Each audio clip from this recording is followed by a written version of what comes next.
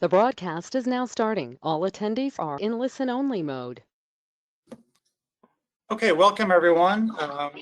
My name is Tim Sultan-Fuss, and we will be starting here in about 9 minutes. So if you need anything, just let me know, but we will begin at 5 o'clock Eastern. Thank you. Hey, Tim and Catherine, Dan Medina's on. Just checking in. Thank you, Dan. We can hear you well. 10-4, thanks. Yes, sir. And Jay, you'll be presenting. Let me just get a sound check from you, if you don't mind. Jay Mullet.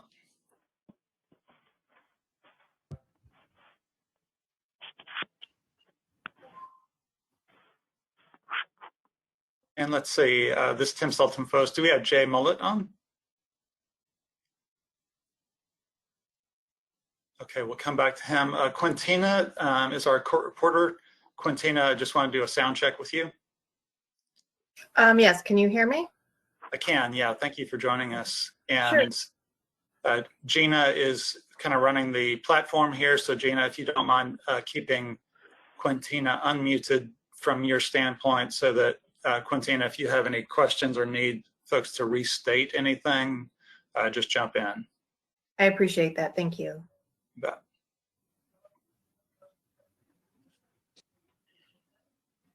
Tim, this is Sharon Versenga. Can you give me I believe that was Sharon Versenga. You came in garbled, Sharon, so you might try adjusting a bit. What about now? That remains garbled, yeah. Still garbled? Great, let me drop off it. Yeah, no, I'm not able to hear that, Sharon. I see that you are speaking. You might try to adjust headsets or whatever that may be to see if you can come in understandable. And let me also just check in. Do we have Jay Mullet who will be presenting? Yeah, this is Jay. Can you hear me? I can hear you well, sir. Yep. Thank you. You bet.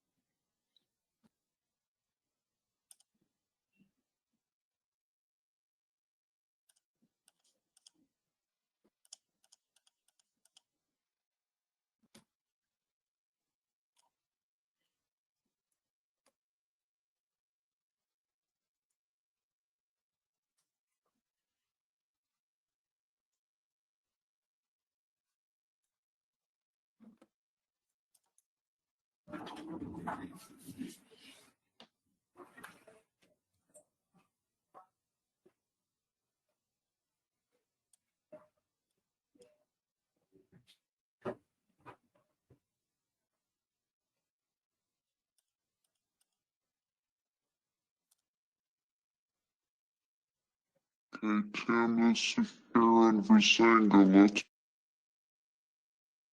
Hey, Sharon, I see that you're speaking. It sounds like it's on slow-mo somehow, and it is not really decipherable.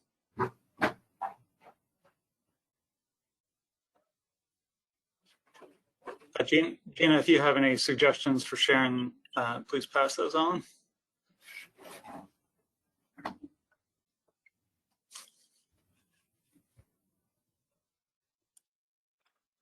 Sharon, this is Dan. I don't know if you're using Google Chrome. That seems to work the best on these government computers. I don't know if that's an issue for you or not. Over. I'm on Google Chrome and I disconnected from the VPN. I haven't.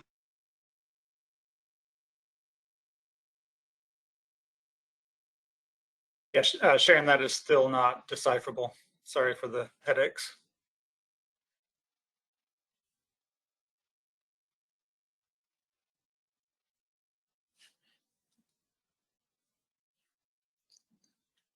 Tim, this is Dan. She can call in, correct, for audio? Gina, I'm not sure. Is that possible? She should be able to, but I think she went out and is going to try to come back in, it looks like. Okay. All right, and for those who are joining us, we will get started soon. My name is Tim Selton-Foss, and we'll be facilitating tonight. We'll start in about 3 minutes or so. Thank you.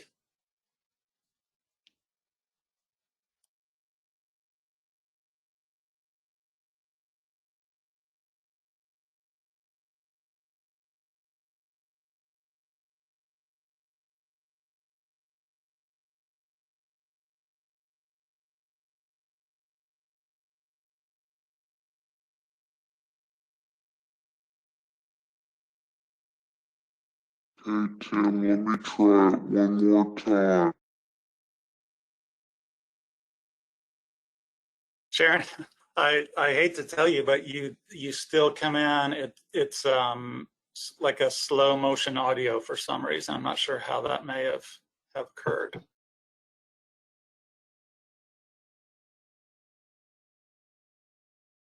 Coordinate with Paula maybe and email that to Sharon Versingo. Sharon, if you look at your panel on the right side, like where your speaker and camera and things are, there should be a dialog box that says computer audio, phone call, or no audio. And if you click that phone call button, there is a phone number and the passcode is right there to call in via phone. Hopefully you can see that.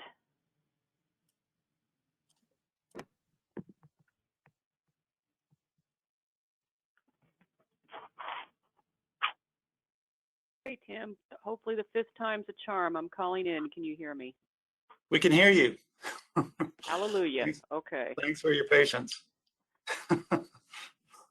Hi, this is the court reporter. So I just have a question. Are we going to be able to see everybody on camera, with the exception, of course, of Sharon, who's just calling in? Let's see. Some folks do have that option. Yeah, and would that be helpful to you? It would, unless they are announced somehow by, that they are getting ready to speak. Right. That would be difficult for me to decipher everybody. Sure. Yeah. So let me just suggest for our presenters, if you are able to come on camera tonight, please do so. But then I'll also be introducing them by name. Okay, great. Thank you.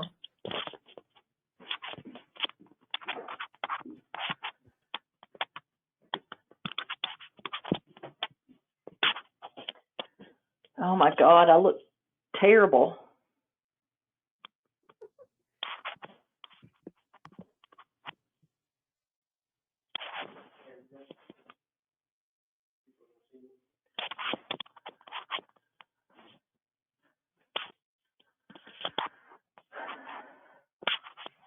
They go on camera now.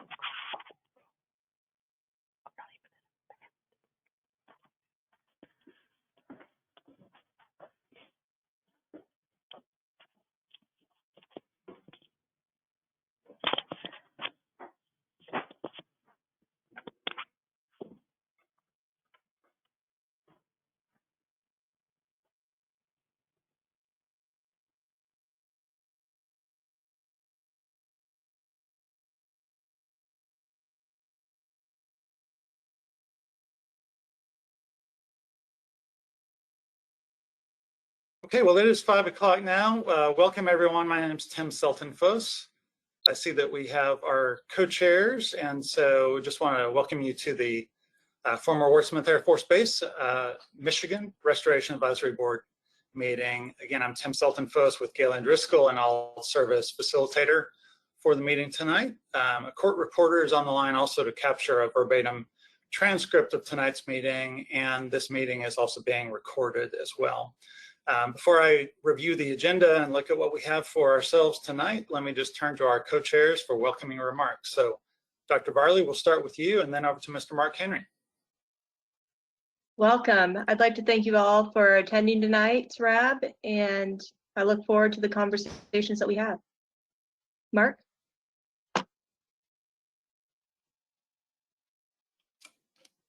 Thank you all for attending, and I can hardly wait until we can do this stuff in person.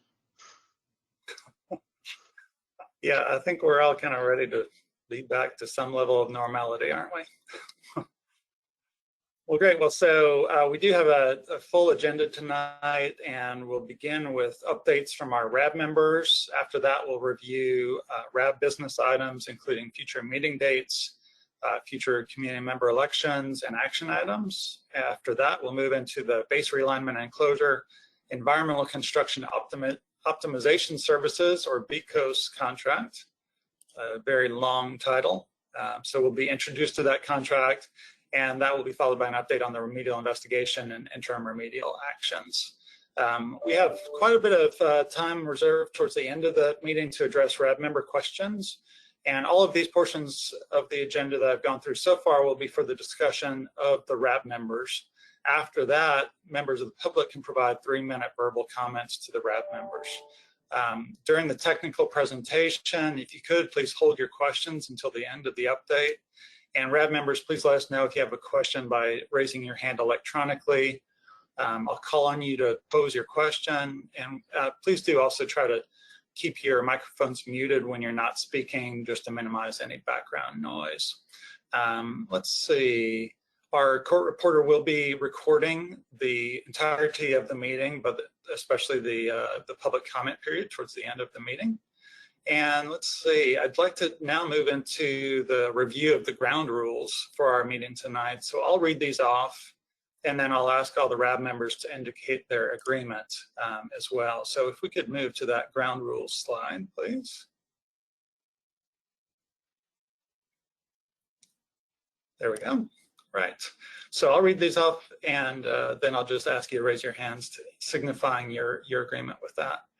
Number 1, respect one another and maintain an atmosphere of open dialogue and exchange of ideas. 2, use our time together efficiently, wisely, and respectfully. Listen and remain open to each other's varying points of view. Speak clearly and succinctly, one person at a time. Avoid interrupting others. Share information early, openly, and honestly. And maintain a propensity for progress. So prepare, discuss, document, and move forward. And finally, accurately and objectively relate to others' discussions that occur at the board meetings. So RAB members, can I ask if you agree to abide by those ground rules? And if you could just raise your hand electronically. Great. All right, thank you. Any discussion needed among the RAB members on that? Okay. Well, good. Well, so it'll be my job just to keep us on track, to keep our attention on these ground rules, and really just help ensure a positive and productive and respectful meeting. So let me just now confirm that our RAB members are present and ensure that we have a quorum. So Gina, I'm going to mention the name of the RAB members, and if you could please make sure that all the RAB members are off mute. RAB members, you also may need to unmute yourself as well. So let me just run down the list of, beginning with the community RAB members. So do we have Mr. Bill Gaines on the line? Sure. Thank you, Bill. Do we have Mark Henry on the line? Well, actually, you already spoke. Welcome, sir. All right, thank you. How about Mr. Arnie Lurich?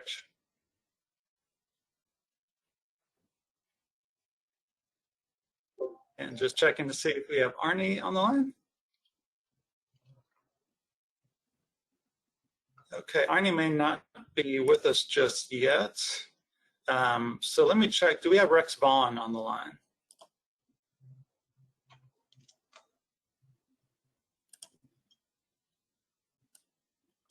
And I'm just manipulating a few things here to see. I see, Rex, you have your hand up. Rex, are you with us? Yes, sir. Great. Okay. Well, I think I know you are Arnie's alternate. So in Arnie's absence, do you mind playing that role? I'd be glad to. Great. Thank you. And do we have Joe Maxwell? Yes, I'm here. Thank you, Joe. And Ryan Mertz.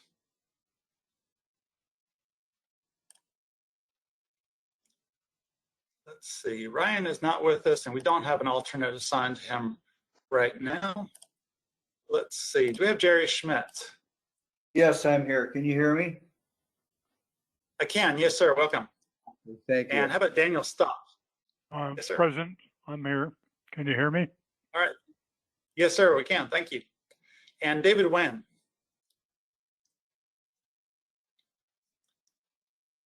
Let's see. Let me just check in to see if we have Dave Wen. Yes, David Wynn's here. Okay. Thank you, Dave. All right.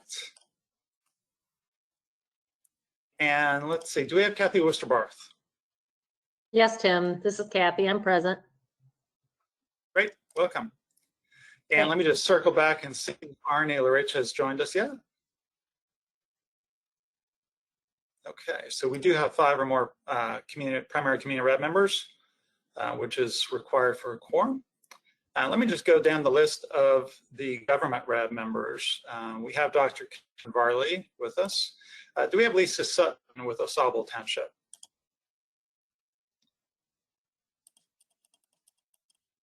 And do we have any other representative of Usda Township? Okay. For District Health Department 2, Denise Bryan was unable to join, but I believe Devin Spivey was going to join. Devin, are you with us?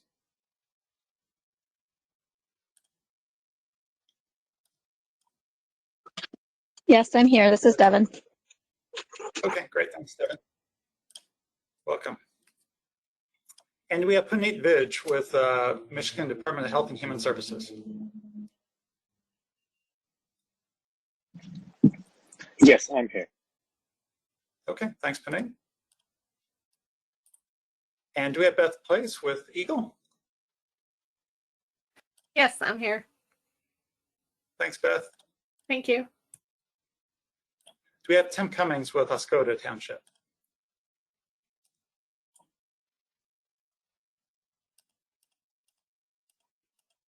Okay, Mr. Cummings not with us right now. Let's see, do we have any other representatives of Oscoda?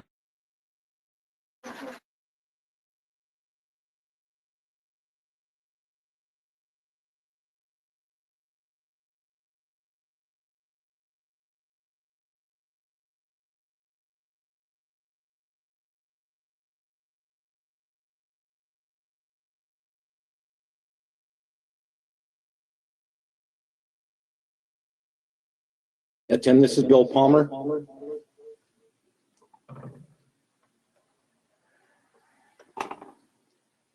I am Tim Cummings alternate on the Oscoda Township Board.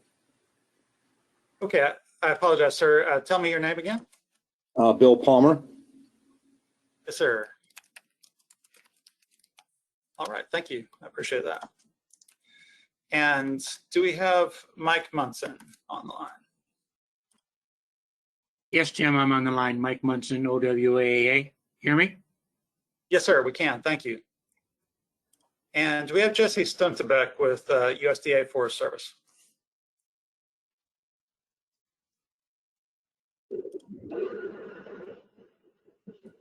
This is Jesse. I'm on. Okay, thanks, Jesse. Okay, so we do also have 5 or more government rep member organizations participating. We have both co-chairs, and so we do have a quorum for tonight. Let me just circle back real quick and see if Arnie Larich has joined us yet.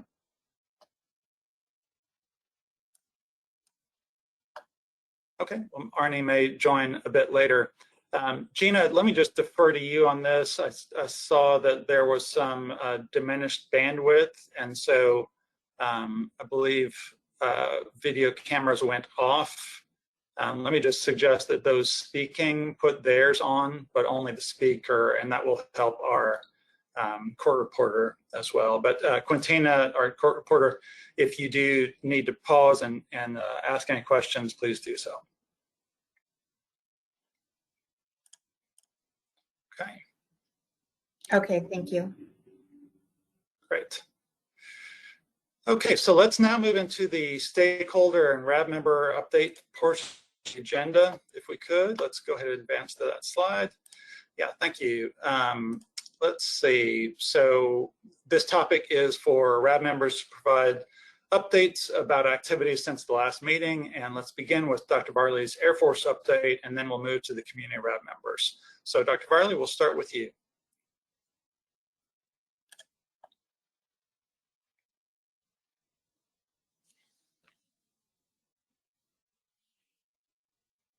Next slide. There we go. All right. So I wanted to give a brief intro into what our Wurtsmith Air Force Program Management team is. From my years of working Air Force programs, what I've realized is that the team makes all the difference. So we are growing our team and we are expanding it. And with that, Dan Medina is still my supervisor. Lee and Mark have been providing contract support for us for years. And we have added Andrea and Ryan to our team, and they come from the performance-based contract world. So instead of doing the work on the ground, they're overseeing the work now for me on the ground. They are my eyes, they are my ears. So I'm happy to add them to our team. Additionally, we have experts in the field of contracting, environmental, real property, and legal all supporting our team. And with a lot of reach back, we are continuously providing better support to Wurtsmith and the community, and that is our hope. And the team goes beyond just what we have as an Air Force team. It also extends to our stakeholders. So we are partnering well with our regulators, we're partnering with the Forest Service, we're partnering with the RAB members and community members, and I look forward to advancing the program together. As for fieldwork update, we have our performance-based contractors that will be providing updates today, and fieldwork started on the 19th. So I'm happy to say that we have started our annual fieldwork as well as our remedial investigation fieldwork. Thank you, Tim. Any questions, anybody?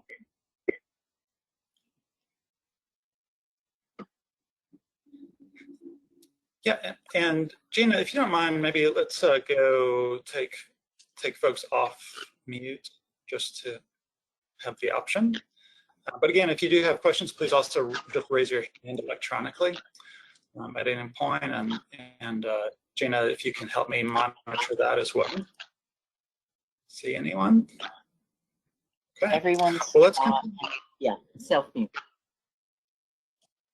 Yeah, please do, good reminder, please do go ahead and self-mute. And Gina, if you're hearing just any background noise that's distracting, please go ahead and put us back on mute if we need to. Well, let's go ahead and continue our stakeholder updates and go through the community RAB members. So Mark Henry, would you like to start us off? Yes, the community RAB hasn't had a whole lot to do over the last, since the last meeting. We have met with the Air Force at Ratliff Park for a technical discussion on points that didn't get covered during the last RAB meeting. In addition to that, the community RAB had a tour of Wurtsmith Air Base for those that were interested. Myself and Bob Delaney took the interested people around to the various source areas of PFAS on Wurtsmith, and also visited some of the other IRP sites on the base. As part of that, it was it became or it jogged my memory that there may be a source area of old wastewater treatment plant sludge that was put in a bunch of trenches up in the landfill 3031 area. I brought that to the Air Force's attention, as well as, and the state's attention, as well as the potential for the KC-135 fuselage that was stored over off of Perimeter Road by the housing area to have leached PFAS into the ground at that holding area. So outside of that, there hasn't been a whole heck of a lot going on. Okay, well, thank you, Mark. We appreciate that update. let's continue down the list and turn to Dan Stock. Any updates that you have, Dan? No update. Thank you. Okay. No update. Sounds good, sir. I appreciate that. And how about to Joe Maxwell? Any updates, sir?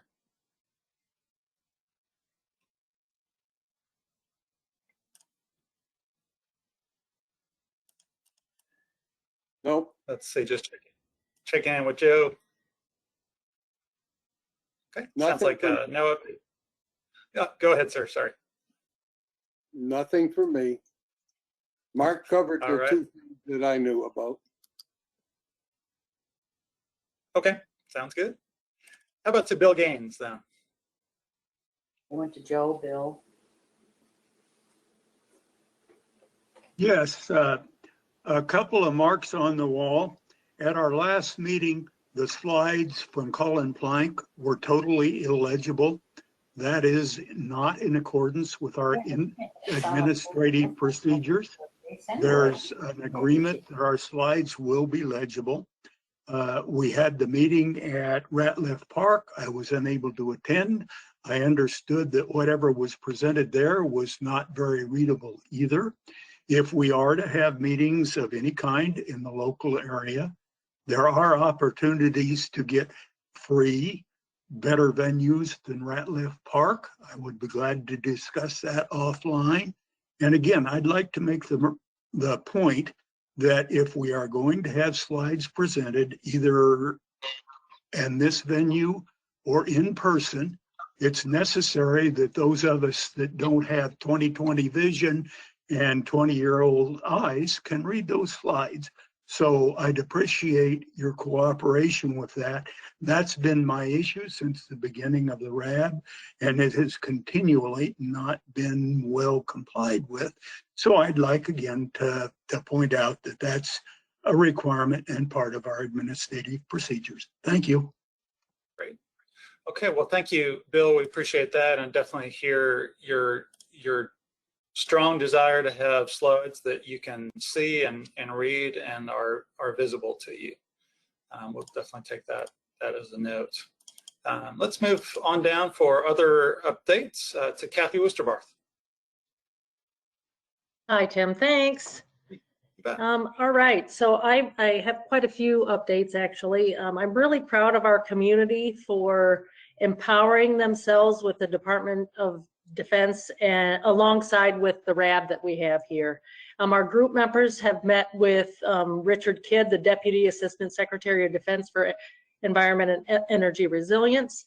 There was also where he actually made some comments about the Air Force's approach to applying the MCLs at sites, which we may or may not talk about here in this meeting later on. But there also was an inaugural PFAS conference where Mr. Kidd presented along with the EPA, the FDA, community members, legislators.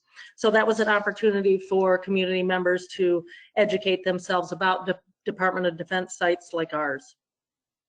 We also have multiple projects to help community members translate the information that we are receiving and understand the Wurtsmith site. The first big project that I think I've mentioned before is the No Defense movie, where we are going to be having an event to screen that movie and also host another tour of the site like Mark had mentioned. We're hoping to have a tour of the Wurtsmith site. We'll have a screening and a panel discussion where people can ask questions about the site. But there's also going to be a virtual screening of the movie that will be offered in 3 states, Michigan, in our state, Pennsylvania and Wisconsin, August 12th through the 18th, and then a panel discussion on August 19th.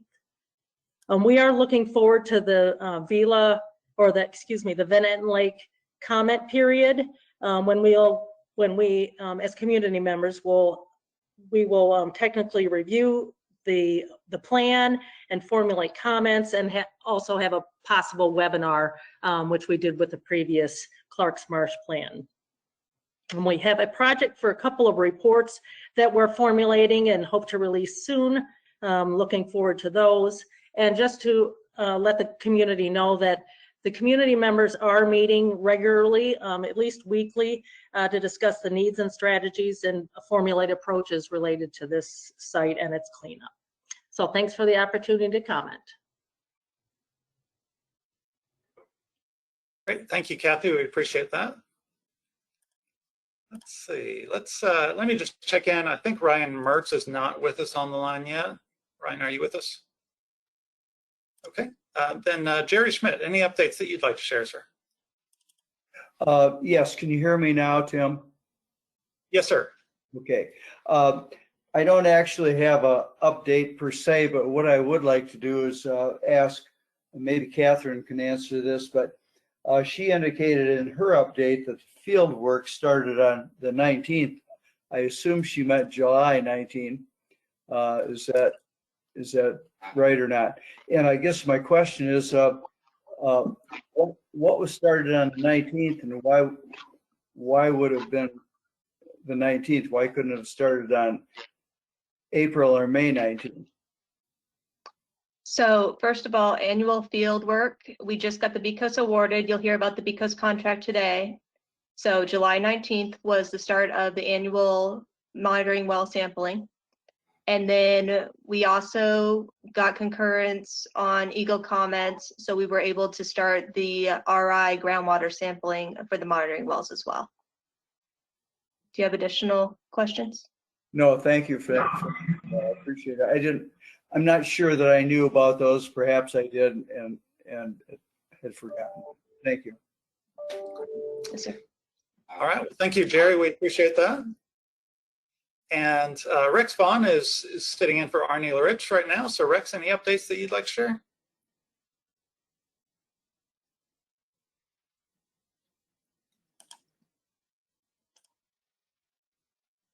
Let me just check in with Rex Vaughn.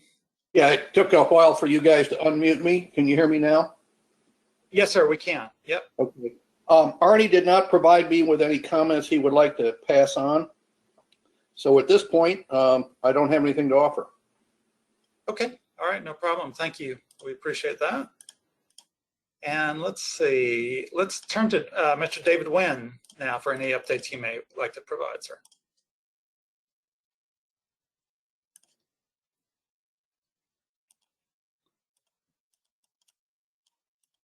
And David Wynn, any updates would you like to provide? Yep. I have no updates at this time. Okay. All right. Well, thank you. We appreciate it. Okay. Well, let's continue on down the list, and we'll go to the USDA Forest Service. So, Jesse Stunebeck, any updates that you'd like to provide?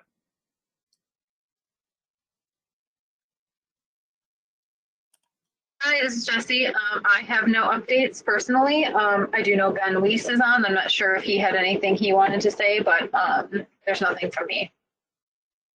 Okay, thanks, Ben. Any updates you'd like to share?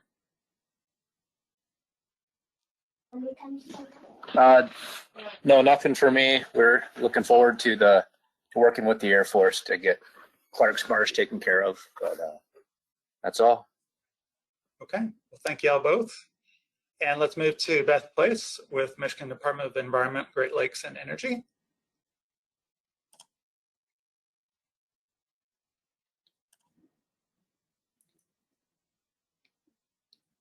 Let's see, Beth, I see, yeah, go ahead. Okay, thanks. So I think I hit it first. Sure, so this is Beth Place with Eagle, and we have recently turned around some of the remedial action operation report comments to Air Force. And so right now that's a series of 5 reports where we provided comments, and that's we refer to the 2019 systems report, the 2018 and 2019 pump and treat systems reports, and the 2019 and 2020 long-term monitoring reports. Additionally, as Catherine already mentioned, we did provide comments on the groundwater sampling of existing monitoring wells for the PFAS remedial investigation. And so enough comments were resolved where Eagle is comfortable with Air Force in the field for that action. Currently, Eagle is reviewing the PFAS risk assessment that goes along with the remedial investigation, and we should be providing comments back to Air Force next week. Just a reminder, we had our MPART town hall meeting on the Wurtsmith base as well as the Oscoda area site last night. The slides are on the MPART page at michigan.gov/Wurtsmith. And as soon as the recording's available, we'll also be posting that at the same site. And then just a reminder, monthly, we're meeting with Air Force for the BCT meetings. And we're also meeting monthly when we don't have these town halls and RABs with the local townships, representatives of the RAB, the Air Force, and Oscoda Wurtsmith Airport Authority, as well as the MPART agencies on our monthly PFAS coordination calls. So thank you. Are there any questions? A lot of activity there. Okay, let me just check to see if there are questions from the RAB members. Looks like not just at the moment, but maybe those will come up in the presentations too, though. Thank you. Okay, let's turn to Mike Munson with the Oscoda Wurtsmith Airport Authority. Any updates you'd like to share, Mike? Yes, thank you, Tim. Just two short bullet points. On-site business activity is growing. We're in the process of, or there is in the process of a new hangar going up. And there will be some airport management personnel changes coming up. I'll be glad to answer any questions off-site on those, but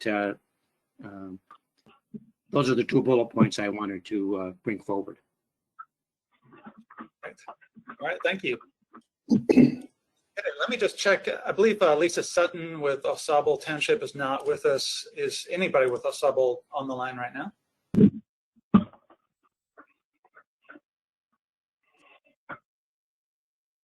just looking to see if there are any hands raised. I don't see any right now. Okay, well, so let's go to Puneet Vij with Department of Health and Human Services. Any updates, Puneet? Yeah, I just have one update related to the second round of resampling. So far we have collected samples from 241 wells, and we have results back from 218 samples so far. Out of those 218 samples, we have 109 non-detects and 109 detections. And out of those 109 detections, there are 14 detections that exceeded the MDHHS comparison values. But soon we'll have more results, and accordingly, I'll be able to update.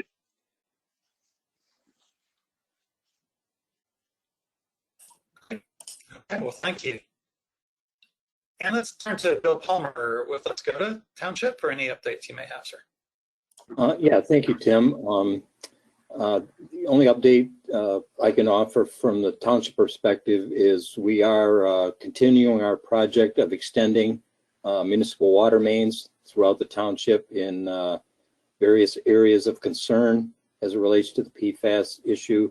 And this is a program that we have in place and will be continuing over the next 4 years. We hope to extend those water mains and have a project each year over the next 4 years, get residents in the community that are in various areas around the base that are areas of concern for the PFAS.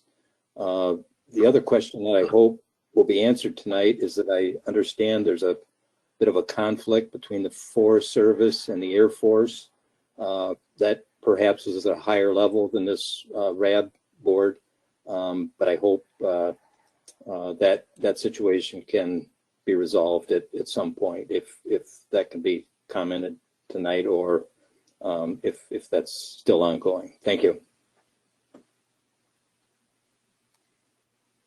Great. Okay. Well, thank you very much, Bill. We appreciate that. And let's see, let me just pause there real quick and see if there's any response needs to be provided at the moment on that topic. Okay, well, let me just continue on then with our updates and turn to Devin Spivey, please. We have no updates at this time. Thank you. Okay, well, thanks, Devin. All right, I think that takes us through our updates. Let me just check in here. Kathy, saw that you had your hand raised earlier. I just want to make sure that you have a question outstanding.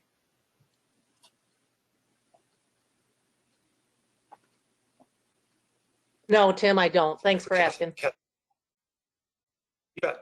Okay.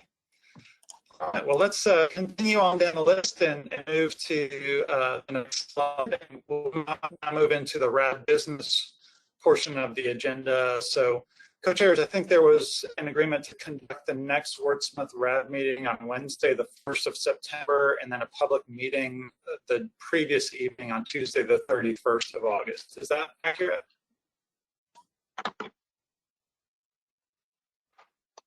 Correct. That's what I proposed. Okay. I didn't hear any And Mark, does objections to that work that. from your standpoint? Yes, I did not hear Okay. any objections from the community RAD members. Okay, perfect. Okay, so again, the next Wurtsmith RAD meeting on Wednesday, the 1st of September, and a public meeting the night before on Tuesday, the 31st of August. And, you know, as we did before, the co-chair standard practice to meet with one another following issues, RAD meetings. So maybe we then try to confirm future dates for RAD meetings after that point, when you'll have that to discuss.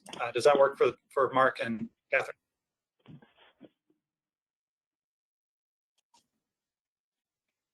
This is Mark. I could hear almost nothing of what you said. I don't know if it's the connection on my end or your end.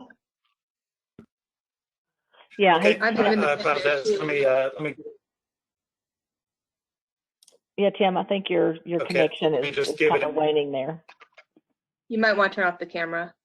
Okay. Yeah. Okay, let me just check in and do an audio check to see if that works. Are you able to hear me right now? Sounding good. Okay. All right. Well, the hassles of the virtual world. So I was just mentioning, Mark, that the chairs have a standard practice now to meet with one another following the RAD meetings, and suggested that maybe then we could look at future meeting dates as y'all do that meeting with one another, so that we can look at trying to schedule meetings further out than even this 31 August and 1 September meeting. Does that work?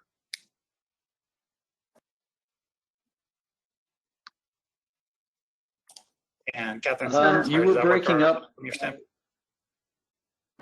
So if I understood correctly, what Tim said was that we have standardized the process where Mark and I meet after the RAB meeting and we talk through action items, and during that time we will start setting the future meeting date.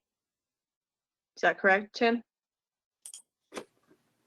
That's what I was trying to say. Correct. That is correct. Okay. Right, Mark? Yes. Great.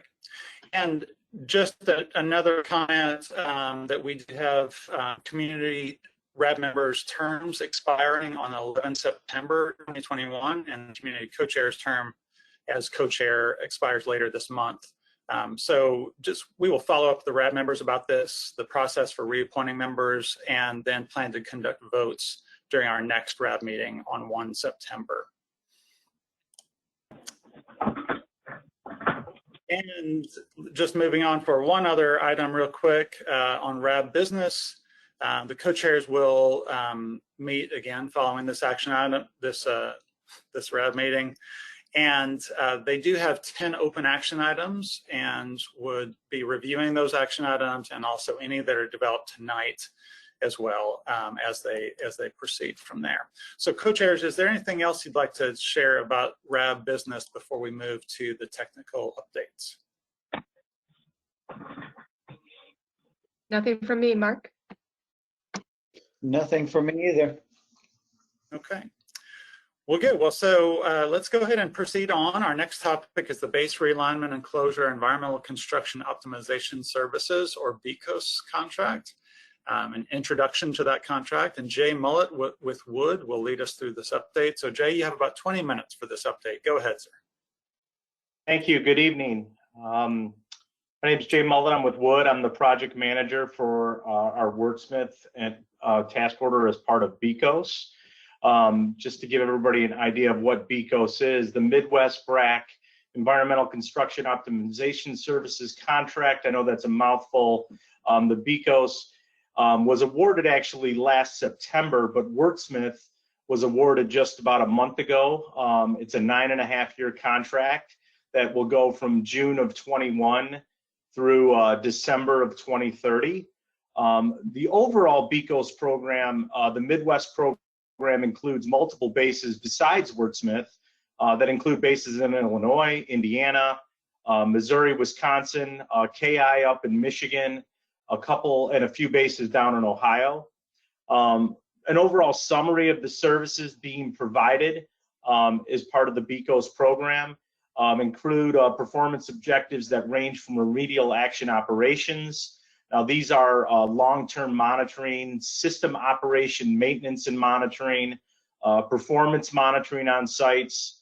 It also includes long-term management, which is basically land use control and institutional control inspections and reporting. And it also has a component for site closeout. And at Wurtsmith, that is at one site that we'll be looking to close out. And predominantly these are old IRP sites, and it's predominantly the sites that are legacy VOCs. However, the remedial action operation work at the system sites, obviously, the systems are treating PFAS as well. The actual prime contractor is a joint venture by two small businesses, LATA CTI. They are the prime, and you'll see me. They go by LCES. That's their sort of formal JV name. Wood, myself, we are the technical lead for Wurtsmith. We are a sub to that joint venture. Next slide. So here's just an org chart of our overall Wurtsmith team. As you can see, Dr. Varley is our contact, the main point of contact for Wurtsmith with the Air Force. We have the JV committee, Jay Harbin and Chris Winklejohn with LATA and CTI. They are on the committee and the board of directors for the JV. I am the project manager, and I will be I'll be getting support from a lot of people. We do have a local project office that is going to be a CTI project office that is up in Oscoda there at the airport. The project manager, Jeremy Bennett, he's not local, but our two site coordinator and site superintendent, Nick Robb and Nick Butson, are going to be our local folks. They're hired, they're working, they're on site, and they're both native to the area. We will also be supported from a Wood standpoint by my deputy project manager, Sama Bashir. And most of these Wood folks are all local. They're all in the state. We're down in Novi. Justin Gal, Sama, Matt Lippick, Zach, Jonathan Rivas. We've all been supporting Wurtsmith in one fashion or another with some other task orders. We were supporting the former PBR contractor as well. I will say that we will have a technical advisory group that specializes in PFAS, not only cleanup, but regulatory specialist in Shalene Thomas. And we also have a vapor intrusion expert, Mike O'Hearn, that will be supporting us when it comes to VI. We've got a number of support staff that will be supporting us with the project. And obviously, as I mentioned, the bulk of our work will be managed out of our Novi, Michigan office. That's where I sit. And we've also got over 7,000 additional resources at our disposal across the country if needed. Next slide. So I'm just going to go through an overview of a handful of our key folks. I mentioned myself. I've been managing DoD work since 2002. I've been supporting Wurtsmith since 2013, which started with our initial PASI for PFAS. We did an expanded site investigation, and then we were also a sub to the former PBR contractor in doing primarily the vapor intrusion study. Sama was the project manager for that contract. Sama's been working at Wurtsmith. Actually, he's been there since 2015, and he's also been managing DoD task orders since 2008. Our lead remediation engineer, Justin Gall, he's background in civil and environmental engineering. He's also been working on PFAS or working with the PFAS work at Wurtsmith, and he's been working there since 2013 as well. He's also a member of the ITRC PFAS fact sheet team member. Next slide. Some of our key team members. We've got Dr. Dora. She is one of our global technical leaders. She's going to be supporting us. She's obviously has done a bunch with PFAS as far as training subgroups, and she's been a trainer. She's published multiple papers on PFAS GAC treatment, and she'll be supporting us at Wurtsmith. Our regulatory specialist for PFAS is Shalene Thomas. She's Wood's technical lead for our emerging contaminant sector. She's also an ITRC fact sheet team member, and she's a trainer. And our senior chemist, Marie Bevier, she's been has more than 20 years experience in data validation, and she's got extensive experience in reviewing and project SAPs and QAPs, and she's been involved with our data validation at Wurtsmith for the last 6 or 7 years. Next slide. Matt Lippick is one of our senior engineers down in the Novi, Michigan office. Matt's a certified industrial and commercial wastewater treatment plant operator. Matt's been working on treatment systems for 16 years. And he's got he was our staff engineer for the Wurtsmith VI program as well. So he's got experience for the last 5 years of working at the base. And our two local folks, Nick Butson and Nick Robb, they just were hired about a month ago. They're working out of the local office there. Nick's a licensed wastewater and water treatment plant operator. He's got over 10 years of experience in water distribution and collection. He's native to the area, born and raised. Nick Robb, another one of our new hires. He's also a wastewater D license holder. He's got 4 years experience in water, wastewater, and distribution. He's also got extensive experience working within a lab, logging sampling data. And he's also native to the area.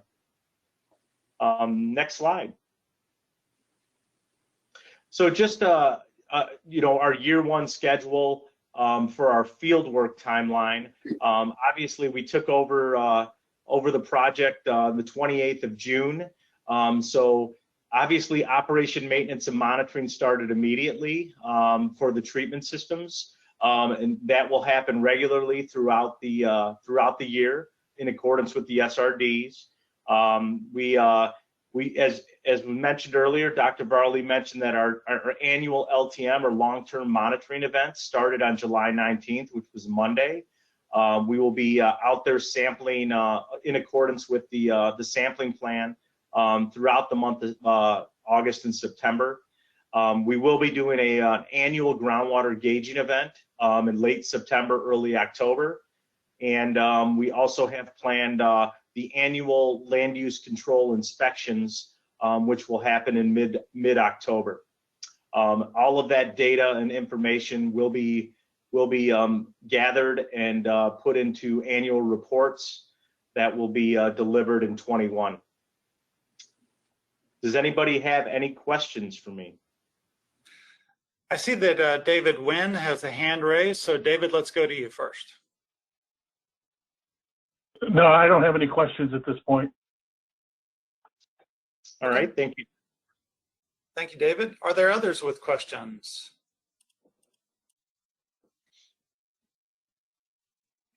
Please feel free to raise your hand electronically. Rex Vaughn, I see that you have a question, and then we'll go to Bill Palmer. So go ahead, Rex.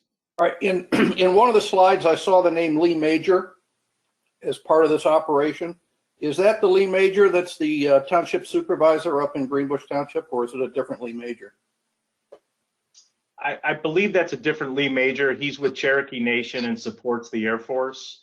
I don't know, Catherine, if you want to add on that. It's the same Lee Major, and he will be with us during our meetings next week there in Usda. Okay, thank you. Yes, sir. Thank you, Rex. And let's go to Bill Palmer for a question. Yeah, thanks, Tim. In the past, I personally had signed a contract with the Air Force to install a well on my property, and the contracting company had come, and I believe they did that on several private properties along Bennett and Lake. I was just wondering if your company will be taking over that, because there hasn't been anybody here to take samples in quite some time. I'm just wondering if your company will be continuing that practice. Thank you. Where is it? So I think that would have to do with what's on the long-term monitoring plan right now. So we can look at what that long-term monitoring plan is, and then also maybe talk about it when I'm in town. We can pull up some maps and look. Okay, thank you. That'd be great. Yeah. Great. All right, thank you, Bill. And let me just check to see if there are other questions. While we're waiting for folks to raise hand to indicate that they have a question, just a note to Anthony Spagnola, I see your request to be on the list for public comment, so I have you first on the list, sir. Okay, are there other questions at the moment?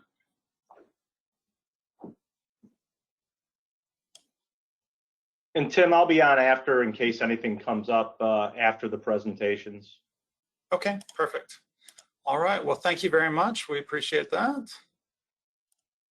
And let's move now to our remedial investigation and interim remedial action update agenda topics. So we'll turn to Paula Bond with Aerostar for this update. So Paula, over to you. Great. Can everybody hear me okay? Yes, we can. Great. Well, thanks everybody for joining us tonight. I'm just going to give a quick update on the schedule for the remedial investigation and IRAs that we're working on at Wurtsmith. Next slide, please. So this is a slide that we show every RAB just to kind of keep everybody up to date on where we are in the CERCLA process with the RI and the IRA process. We are still working on the UFP QAP under for the RI. You can see that's gray. It's still ongoing. Like Dr. Varley and Beth Place mentioned earlier, we have gotten concurrence and coordinated on the first step in the phase that I'll talk about in a little bit to start field work this week actually. But we're still working on some other tasks with the UFP QAP, and they are reviewing the risk assessment work plan. So field data collection just got started. So of course these slides were put together before that, or I would have made that gray too. In the IRA CERCLA process, we are still in the proposed plan phase for Van Etten Lake, as most of you are aware. We have prepared the interim record of decision for Clark's Marsh. So those two things are underway, and I'll talk a little bit more about both of those documents in the next slide or two. Next slide, please. So first up for the RI update, I just mentioned the UFP QAP. We are beginning the field work as Eagle comments are addressed and resolved on specific tasks. The first task, or step one out of the gate, is to sample existing monitoring wells that have not previously been sampled for PFAS. So we wanted to take a look at those existing wells, use the infrastructure that we already have to grab some quick data to help us guide our investigation for the RI. So that's step one. And as we mentioned, that began yesterday. The following step, or step two, is our source area soil delineation. And we are working on comments for the soil areas right now and hope to get those resolved and start the soil, try to say that fast 4 times, source area soil delineation in the next few weeks. Next slide, please. So for the IRA update, the proposed plan, the Van Etten Lake at Ken Ratliff Memorial Park proposed plan, that is coming very soon. Be on the lookout for that. We will announce the public comment period with that and the date for the public meeting that's going to come along with that. That document is currently going through the final reviews, so you can expect that, I will say, very soon. The interim record of decision for Clark's Marsh, that's been prepared and submitted to the Air Force for review. So the Air Force is taking a look at that now, and then that will go to Eagle for review once the Air Force has completed their review. We are working on remedial action work plans for both of the interim remedial actions. The FTO2 at Clark's Marsh remedial action work plan is under Air Force review, as well as the Van Etten Lake at Ken Ratliff Memorial Park remedial action work plan. Next slide, please. So this is just a quick graphic just to that puts everything together, just to show you the relationship between the interim remedial action schedule and the field work schedule, just to let you know where everything is at as of this RAD meeting. Once our documentation is shored up, the proposed plans are finalized, and the RODs are signed, then we can move forward with the IRAs. But this is where we are based on the information that we have today. Next slide, please. And that's it. Any questions on the schedule for the RIs or the IRAs? Great. Well, thank you, Paula. Let's Great. see. If you have a question, please go ahead and raise your hand. David Wynn, I see you have a question. Go ahead.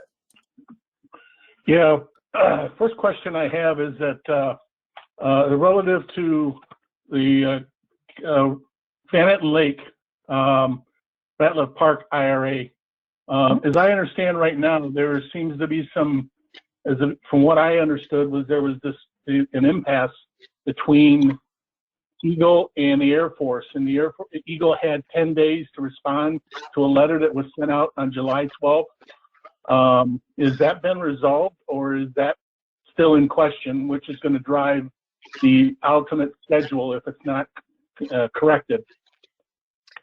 We are awaiting a response. And I was going to say that's a great question, and I'll let Dr. Varley answer that. Perfect. So yes, we are awaiting a response back. We are expecting a response hopefully tomorrow. So we are planning to be on schedule to be able to have an in-person meeting, public meeting, which means our comment period needs to be started fairly soon. So I believe Eagle wants progress just like we do. I believe we're all in agreement to move this project forward. Great, thank you. I see Beth Place has a hand up as well. Go ahead, Beth. Yeah, thank you. Hey, Dave. I probably should have mentioned that in my update. And so, as I mentioned at the town hall meeting last night, that Eagle and Air Force are in agreement. And so Eagle does support the preferred alternative for the Van Etten Lake IRA. That hasn't changed. We do have 10 working days to respond to that letter, and that letter is under review right now at Eagle. But is that agreement, or that concurrence going to include like Eagle's comments or not? It may include a summary of our comments, but Air Force already has our comments. And I think, Catherine, you mentioned that any outstanding comments would be included in the responsiveness summary. Is that right? Of the ROD? Is that how you plan to do that? I'm not sure. We need to look at that and make sure that we're abiding by how it's laid out, right? Unless Paula has an answer for that. I just couldn't remember from the letter. there was something in that about it. So our letter will probably loosely refer to some of the comments that Air Force already has. Summarized in the proposed plan was what the letter said. Okay, thank you. Okay, so it sounds to me like we're not at an impasse. It sounds like there is an agreement and we're going to move forward. Is that what, am I understanding that correctly? That's my understanding, Dave. Yep, this is Beth. Okay, thank you. All right. Second question I have is that I also saw some relative to the, I believe it's Clark's Marsh, and correct me if I'm wrong, but is there some sort of a disagreement still between the Forestry Service and the Air Force relative to getting on Forest Service property? That is outside. Yep. Yeah, this is Sharon Brzezinga for the Air Force. The Air Force and the Forest Service have been working on negotiating what's called a memorandum of understanding that would address the remedial activities that the Air Force wants to take on the Huron and Manistee Forest, which is where Clark's Marsh is. And that memorandum of understanding would also cover some land use controls for remedies that are already in place out there, and some of the interim remedial action that would happen, and some of the also remedial investigation work. So all of that would be covered in that MOU. The Forest Service has told the Air Force that it wants that MOU in place before we start doing any of the work that's covered by the RI or the interim remedial action work out there. So that's been a bit of a holdup. The short-term impacts are minimal because the Air Force can keep working on activities having to do with the remedial investigation and the Clark's Marsh IRA on land that falls outside of the Forest Service land right now. And we're still engaging with the Forest Service on the MOU. We're committed to keep working with them to coordinate on activities that's going to be on their land, because we don't want to impact the forest and the natural resources adversely. The people who are working up there, Dr. Varley and her counterparts at the Forest Service, including Ms. Stuntebach, I'm sorry, Jesse, I probably just killed your last name. They had a really good working relationship and have been coordinating on cleanup activities. So we're working through the MOU. So with this MOU, will that affect the overall schedule that was just presented? If the MOU isn't worked out and the agencies cannot find a path forward, it could affect the schedule. And when will that be known? I can't give you an answer on that. The agencies are still talking. So there is still a problem. And that schedule will more than likely be affected, is what I'm hearing. You're putting words in my mouth.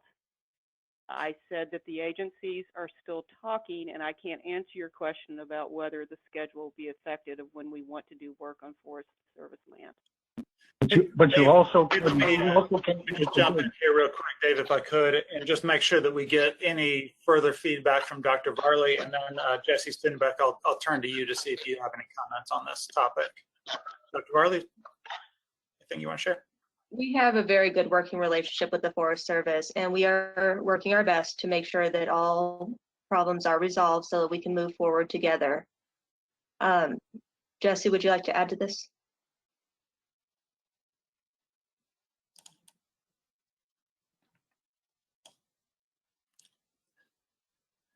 Yeah, Jesse Stenbeck, any update you'd like to provide on this topic?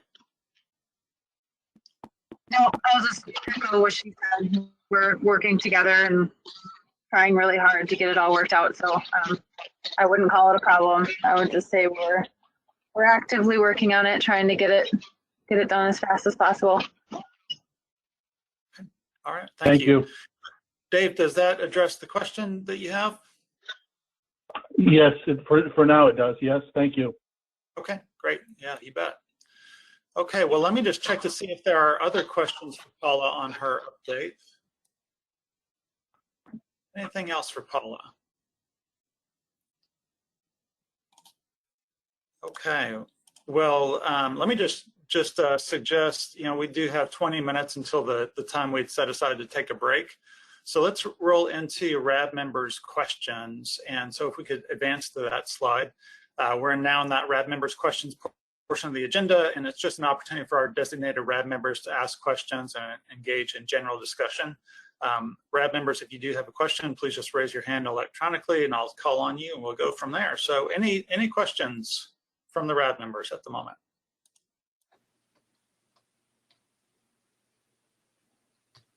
Mr. Mark Henry, go ahead, sir. Good day. I have a question about the RAB's opportunity to review the RI work plan if the work plan is going to be implemented before the public has any opportunity to comment on it.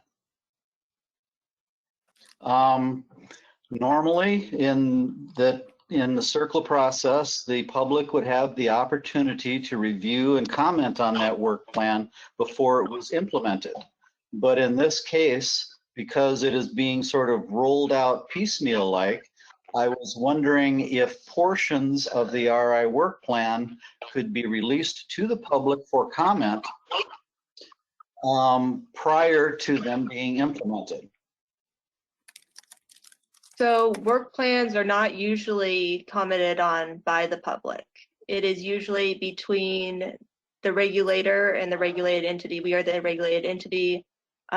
Eagle is the regulator. They're the ones that give us the go forward.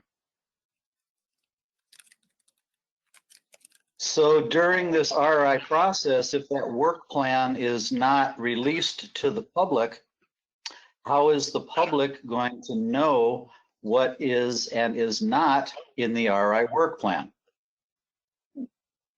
We are planning to share updates as we go. I am good about communicating what we're doing when, so I'm hoping that when I come up there and I visit and we have our next meeting in September, we'll have some data to share. Okay, so the public will not have any opportunity to point out areas that may be data deficiencies or find out if the concerns that have been raised since the ESI are being addressed in the RI work plan. We're not going to have an opportunity to know that. You have had a Is little that what's bit of going to go on? Mark, can I talk? You have had a bit of opportunity to comment. When you sat down and talked with me and Colin and we talked about figures, we did make a couple of notes and we did adjust some of our plans. We're talking as we're moving forward, as we're communicating with you and the other RAB members. And we're communicating that with Eagle, and we're making sure everybody has buy-in. Okay, but some of the comments that were made during the ESI and the review of the data, the Air Force stated that those things were going to be addressed in the RI. Well, how are we going to know that they are addressed in the RI if we don't have an opportunity to see the RI work plan before the RI is completed? So the RI will be put on the AR, the RI work plan. So let me see if I can come up with a path forward between me and Beth where we can place things on the administrative record faster as parts are approved. Would that be beneficial? It would. Thank you. Thank you, sir. Great. I'm just jotting that down because it sounds like an action item for discussion among the co-chairs. Let's see. Let me just check to see what other questions we have at the moment. David Wynn, go ahead, sir. Yeah, I have a question. It's relative to the BCT meetings. Right now, I checked on the MPART website, and as it is right now, the last set of BCT meeting minutes that were out there were from February of 2021. and we're now in July, which means that the BCT meeting minutes are almost 5 months behind. And those meeting minutes provide us information as to what's going on at that Air Force base. Can some, either Eagle or Air Force, explain why the BCT minutes are 5 months late? Beth, they're all in your review. Can you explain? Yeah, Catherine, thanks. This is Beth Place. All right. Sure. Air Force and Eagle went, I guess basically, Eagle wanted to receive the recordings from both the RI scoping meetings that are outstanding once we received those minutes, and also the monthly BCT minutes. A lot of decisions are being placed in those minutes when we're going back and looking at documents.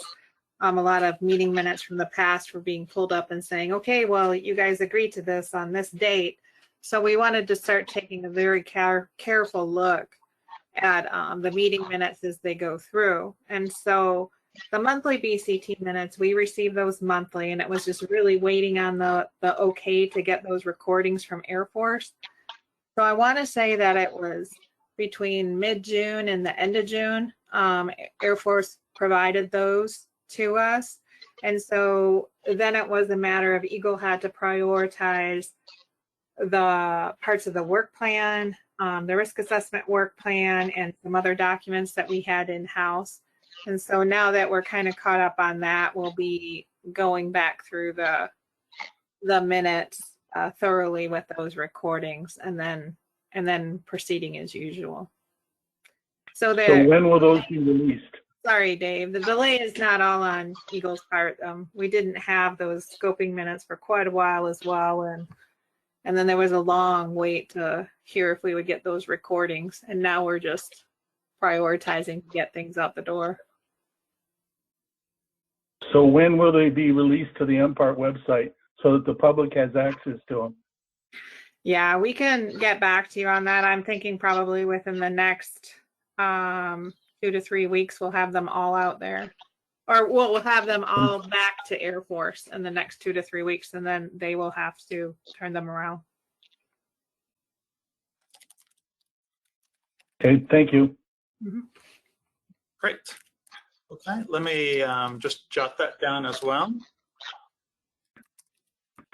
And let me turn now, if I could, to Bill Gaines for a question. Go ahead, sir. It's really hard for me to understand why minutes can't be released if they're just being used for reference. I don't understand the recording comment, but I would think that minutes from a meeting that have happened can be released. Well, thank you very much, Bill. So maybe back to Beth. Can you just describe, is the recording you were talking about, was it an actual recording of the meeting, and you're comparing that to the minutes that were drafted? Is that what you were saying?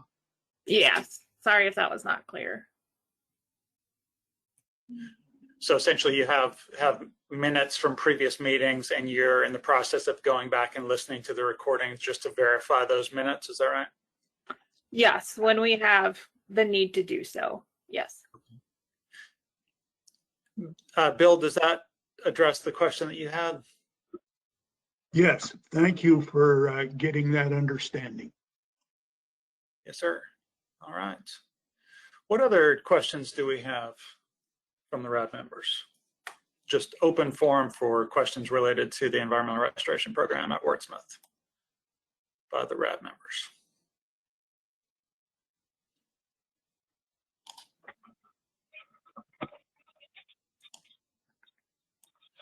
And again, if a question does come to mind, please just raise your hand. Joe Maxwell, you have a hand up. Go ahead, sir.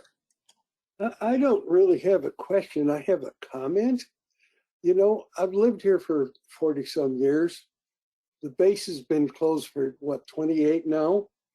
This we've known about the pollution and how bad it is for the last 15 years. And we're doing a lot of talking, but it doesn't seem like the progress is, we're progressing very fast. And I think that a lot of members of the community feel the same way as this. That's all. Well, thank you, Joe. I appreciate you sharing that concern. It sounds like you're not seeing the speed of action at the level you would hope it would be. That's an understatement, yes. Right. Okay. Sir, I hear you, and I'm right there with you. I want to accelerate, and I know that the other stakeholders want to accelerate this program as well. So hopefully you'll bear with us as we try to do that and work with Eagle and Forest Service and everybody else to move this program forward. I hope so. Right. All right. Well, thank you, Joe. Let me check and see if there are other questions or comments from the RAB member.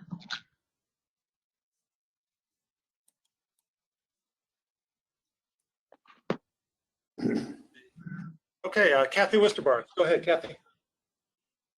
Hi, thank you. Yeah, I wonder, Dr. Rowley, can you tell us a little bit about the soil removal project that you were looking at?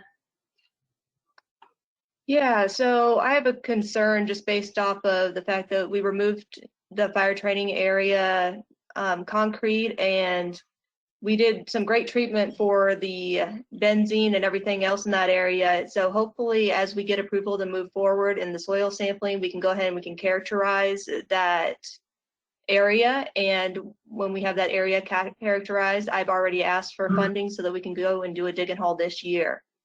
So that is the goal, is to remove that soil as soon as possible so we don't have to worry about it leaching compounds, potentially high levels of PFOA/PFAS into Clark's Marsh or into our treatment systems, and not being prepared to change out and address otherwise, right?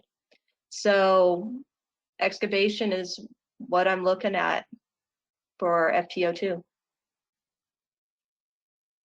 Thanks. Also, could you expand on if it were excavated, where would the soil go? We've already have a pretty good relationship with, what is it, US Ecology. So we've talked to US Ecology about taking the soil. We've also talked about doing some soil washing. If we can soil wash, we can actually either reuse some of that soil, or we can take the higher concentrations to US Ecology as well. Because we should be able to knock down the concentration significantly. And the soil washing capitalizes on the work that we did with at Peterson Air Force Base. So in terms of location, you can't really identify where it would be stored or relocated to. It would be relocated to go ahead, Paula. Yeah. Hey, Kathy, that's the hazardous waste landfill down in near Detroit. The U.S. Ecology landfill down there. I see. Okay. Thank you. Great. Kathy, any follow-up, or does that address the question? That addressed the question. Thank you. You bet. Okay, Joe Maxwell, I see you have a hand up. Is that a new question that's come to mind? No, sorry about that. I just didn't. No problem. Just stretching. Yep. All right. Okay, well, let me see if other RAB members have questions.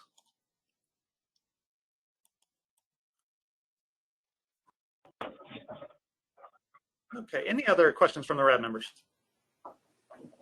All right, well, so we bypassed our 10-minute break earlier, and we're basically on the schedule at which that would have occurred. So let's go ahead and take a 10-minute break now at 6:15. We will start back up at 6:25. And when we start up, we will, I'll just check in to see if there are any other RAB members' questions that may have come to mind, but then we'll move into the public comment period. So let's take 10 minutes now, and we will begin at 6:25 Eastern. Thank you.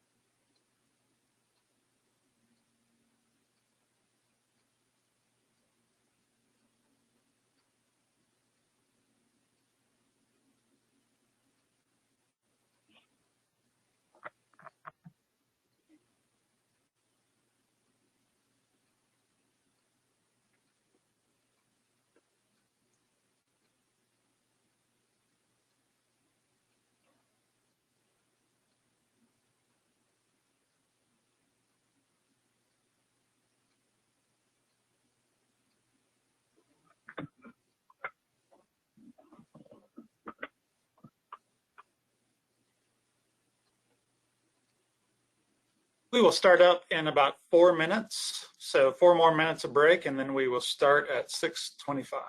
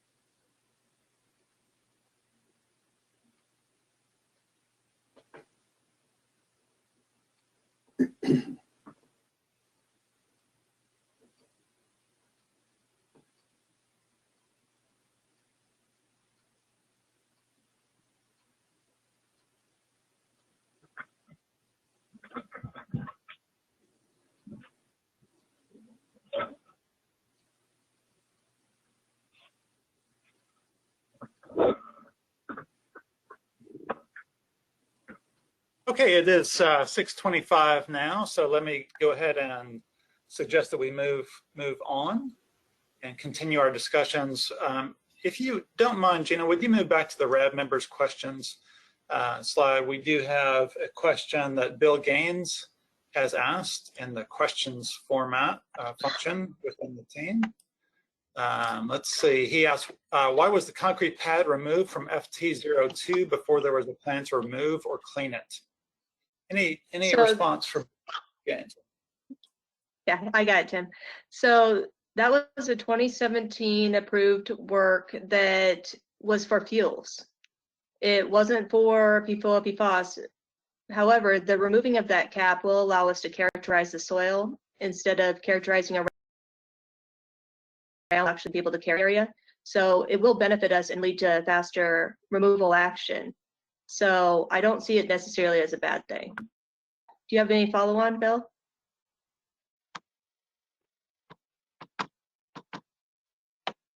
Well, I mean, it's going to continue to rain, and if you really need to have a plan in place before you start leaching, because it's leaching today, it leached yesterday when it rained, and it will leach the next time it rains. Just hard to understand.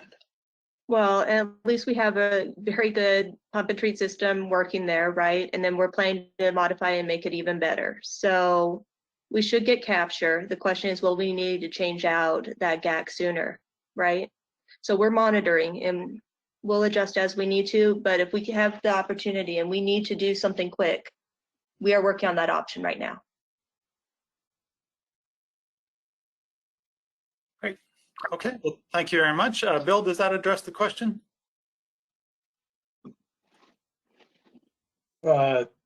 Yes. I'm not sure how good I think FTO2 is, but that's just a question. Okay. All right. Well, thank you. And Bill Palmer, I see that you have a hand up. Let me just check in first before turning to you, if I could. I see the RAB coordinator has received an email from Arnie LaRich, the community RAB member, with a question. He indicates that he has had technical difficulties, but wanted to pose this question. So let me check in with Mark Henry. Does it work for you if I read off that question? By all means. Okay. Okay, so it reads as follows. Topic, RI, meaning remedial investigation work plan and immediate request. Justification, training the RAB members on the CERCLA process is a responsibility of the Air Force RAB team so that we may understand and be prepared to quickly review the remedial investigation work plan, record of decision, et cetera, and comment quickly. And he provides RAB operating procedures and RAB manual references. Therefore, request immediately until Eagle reviews comments on the draft remedial investigation work plan and Air Force releases the final remedial investigation work plan. I request the Air Force share the draft remedial investigation work plan, the following very basic information. Title page, table of contents, list of figures, list of tables, list of acronyms and abbreviations. The above general outline of content will allow community RAB members to educate and train its members about the remedial investigation work plan and remedial investigation CERCLA process. So that concludes his question. Let me just see if there's any discussion needed on that. I don't know how to respond to that. I will be in town next week if Mark and Arnie, if you wanted to get together and talk. I will be with you at that meeting, Catherine, and I would welcome that discussion. Okay. Thank you, Mark. All right. Well, thank you very much. I appreciate that. And it's always good to be flexible, especially given the technical challenges of meetings like this. So thank you. Let's turn to Bill Palmer then for a question. Tim, thank you. It's not so much a question, but a comment to Dr. Varley. I just wanted to express my appreciation to her and some of her staff that she brought up here to Osco a couple of weeks ago to meet with us in person in a very informal setting. I think a lot of questions were answered, and we were able to have quite frank and open discussions in an informal setting like that. So I appreciate Dr. Varley taking the time to do that for us. And I'm also encouraged because I have raised at several meetings in the past years about the very point of removing the source of the contamination, especially when we know specific areas where there are high concentrations of that, typically the FTO2. And in the past, the representatives from the Air Force have not been interested or willing to even discuss that option. So I'm encouraged that Dr. Varley is taking the time to look at that possibility.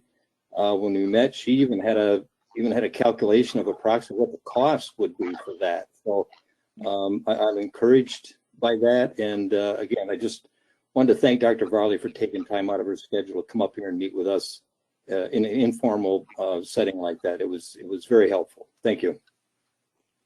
Thank you, sir. I look forward to meeting with you next week. Yes.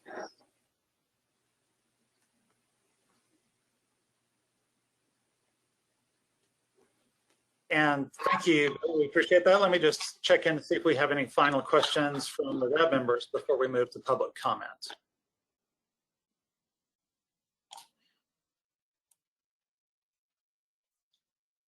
I'm just running down the list. I don't see any hands raised.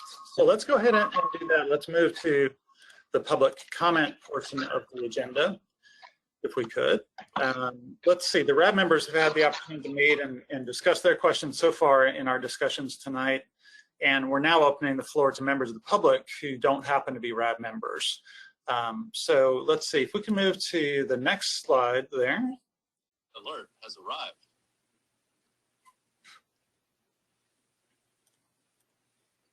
Okay, if you would like to make a comment, please do raise your hand electronically. When I call on your name, Gina's gonna unmute you, and you may also have to unmute yourself. And then you'll have 3 minutes to make a comment to the RAB. And I believe Anthony Spagnola is the first one on our list. So Anthony, I will turn to you. Go ahead, sir. Thank you, Tim. Thank you, Tim. And Dr. Varley, I want to echo Bill's thanks to you for your meeting with the community members informally previously and again next week. And I have two sets of questions. The first, and this is above Dr. Varley, your level within the Department of Defense, but we've learned that the Department of Defense is proposing substantial cuts to its national environmental remediation budget. A number of us believe that's a move in the wrong direction, particularly since the environmental liabilities are mounting and piling up at a pretty rapid clip. But it's a serious concern for us in Oscoda because, as discussed earlier in this meeting, there have been a number of delays over the years, and we've heard a number of excuses for those and rationales for those delays. But one of them has been that we've been consistently told that by the Air Force that they're not getting enough money for the Wurtsmith cleanup. So what assurance can the Air Force provide us that these proposed cuts will not result in cuts or further delays in the cleanup actions at Wurtsmith, particularly at a time when we're rightfully talking about trying to accelerate them? We will keep asking for funding, and we expect you to keep asking for funding. It's a team effort. Well, and Dr. Varley, we're here to help in that regard, as I think I've discussed with you previously. I hope that up the chain in the Department of Defense that they will ask for the funding, because typically Congress gives more money than the department asks for. And so whatever we can do to help in that regard, we're here to help. But leadership in the department, I think, needs to take a serious look at where they're headed. And I know that's something I just asked you to convey. The second set of questions I have to do with the storm sewer situation from the Mission Street pump and treat, which was put online, I think, in December 30 of 2019. And the township had asked for the Air Force to either take over that storm sewer and maintain it, or to pay for the use of it. The last I had heard, Air Force still hasn't been paying, and the Air Force was conducting an engineering study. So my question is, what is the status of that, and what is the cost of that engineering study? So the engineering study was done before I came on board. I do not know the cost of that one, but I do know that it was provided with the letter to Miss Ann Richards, so to the city, and that we sat down and talked at the last time I was in town, and we will sit down and talk again when I come to town, I believe the morning of the 29th. So we're looking for ways to move forward where we can be collaborative, that we are allowed to pay for. Long story short, we cannot pay for stormwater. So it's, hopefully the letter will be shared with those that the township believes they can have access to it. Well, thank you for that update. And I would, if we could make it an action item, like to know what that engineering study cost. And I guess I'm also a little confused because in the deed that I believe the property was deeded over to the township, there was a statement that the Air Force would be paying for this. So I'm a little confused at restrictions, and I guess we'll have to wait to see what your letter said. Yeah, I don't have any information on cost or anything. That's not in my wheelhouse. So This is Sharon Brzinga. The deed did not cover this kind of discharge. The deed talked about utilities, and that is separate. Yeah, I don't think I read it that way, but I'll re-review it. Okay. And I would ask that someone provide us with the cost of the engineering study. All right, well, thank you, Anthony. I appreciate that. I see Bob Delaney has a comment to make, so I'll move to him in just a moment. But Anthony, if you have other comments that you'd like to make, feel free to raise your hand again. We'll come back to you after we get to Bob. Does that work? Does that work for you, Anthony? Ready? Absolutely. Thanks, Tim. You bet. Okay. Yes, sir. Mr. Delaney, you're on for public comment. Go ahead, sir. Hey, Catherine. I hear that a risk assessment work plan is being negotiated right now between Eagle and the Air Force. One of the questions is that Air Force is steadfastly stuck to PFOA and PFOS as the only contaminants being reported out at Wurtsmith from the Air Force's point of view. And then there's some talk of expanding it to the 6 at least criteria that Michigan has for chemicals. But in reviewing the data from my time on it and Mark Henry's time on it, we know that there's a lot of other PFAS chemicals out there. And I'll give you 3. Now, when we sampled fish in 2011, 2012, we could only analyze for 13, I believe it was, chemicals. And of course, we found the regular ones that you see, PFOA, PFOS, perfluorohexane sulfonate. But also we found in those fish PFUNA, PFDA, PFOSA. All 3 of those chemicals were out there. I'm not sure which one of them wasn't even detected in surface water, but it was biomagnifying in the fish. Is the risk assessment going to consider the other PFAS chemicals that are detected out there? The other thing I would mention is that the state had universities working on the site, and I believe we eventually detected either 21 or 29 total PFAS out there. So it's a lot more contaminated with a lot more chemicals than is being presented. Then let's see, how much time have I got? Oh, I also wanted to know, is there a vapor intrusion report been put out? What the status is on that? And what are the total chemicals that will be analyzed for in the RI? That's my comments, questions. Hey, Paula, why don't you join me for a minute? So as far as the risk assessment goes, we're collecting data on everything. What we're looking at as far as risk goes, we're looking at PFOA and PFOS, right? And PFBS, because there are risk values for PFOA, PFOS, and PFBS. As the state gathers more data, that we get the opportunity to look at more compounds, but we are gathering the data. It's not like we're not gathering it. So to answer Bob's question, yeah, go ahead. No, I was just going to say, are you including in your risk assessment chemicals that don't have a criteria at this time? No. Because typically All right, typically, I mean, I've worked on surplus sites forever, and even the first surplus sites that detected PFAS down in Georgia and places elsewhere, they looked at chemicals that did not have criteria. And it's the typical thing that is done because there's not a criteria for every chemical used in industry or by DOD, and yet they can be highly toxic and highly dangerous. So that's my comment. Yeah, I appreciate that, Bob. It sounds like Paula was beginning to respond. Paula, anything you'd like to share there? Yeah, we are looking, of course, like Catherine said, and I think your question had many parts, so I'm going to I'm trying to remember all of them.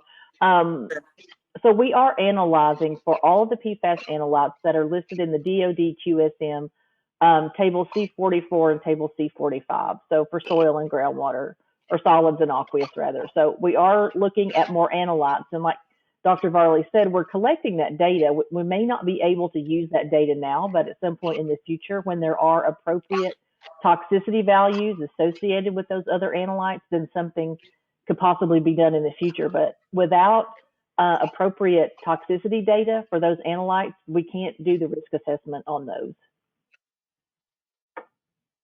Great. Okay, and Bob, I'm sure you may have additional questions. Let me just check real quick to see if there are other comments to be made. And of course, if a comment comes to mind, you can always raise your hand again. Thank you for that. We appreciate that. So I'm just running up the list to see if we have hands raised for public comment. We have Mr. Gregory Cole. So Greg, let's go ahead.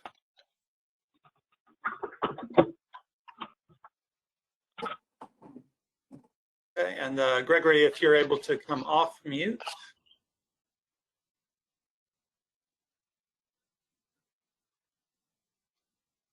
And let me just check in again. I see your hand has dropped, Greg Cole, but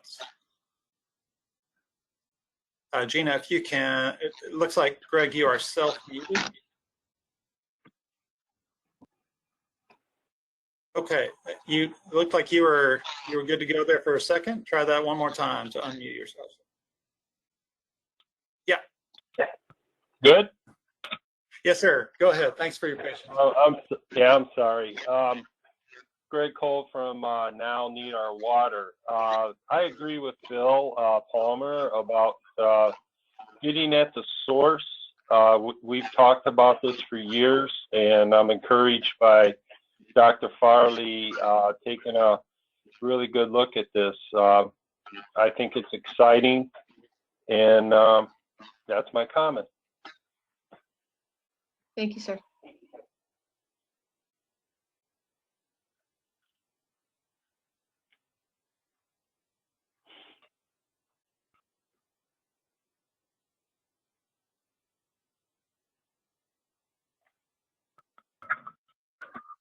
I see Jennifer Hill has a hand raised. So, Greg, thank you very much for your comment. We'll turn to Jennifer for you then. Yeah, can you hear me? I believe so. Speak more so we can. Can you hear me now? Go ahead, please. Thank you. Okay, yeah, this is Jennifer Hill from National Wildlife Federation, and I just wanted to make a quick comment that I really appreciate the way this RAB meeting is being run.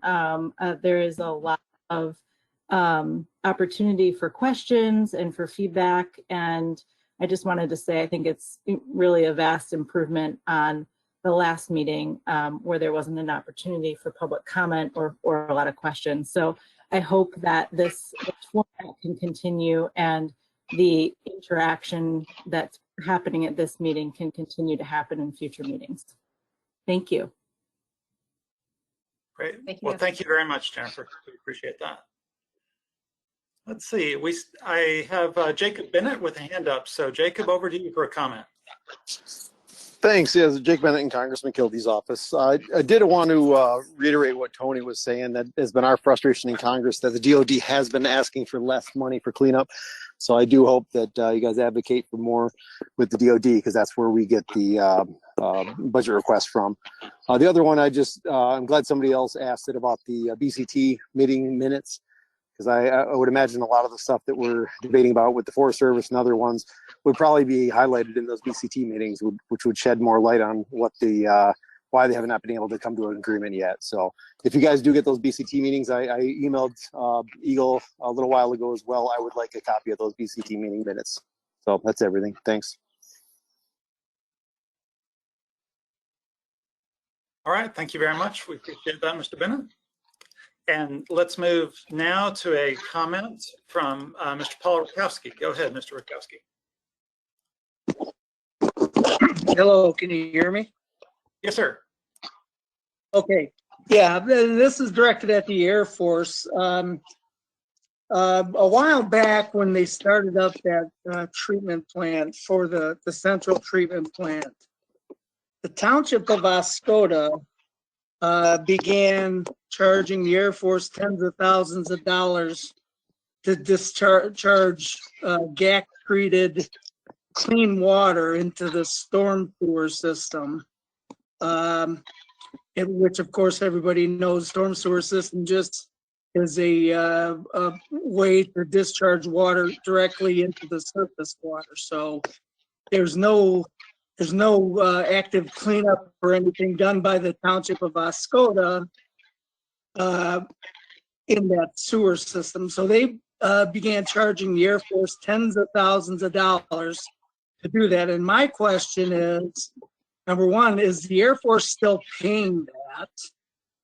And then the other question is, does the Air Force know if the township of Oscoda actually charges any of the other users of that stormwater system that drains their parking lots and discharges water into the sewer system? Do they charge those other entities like they're charging the Air Force, or are they just going after the deep pockets of the Air Force?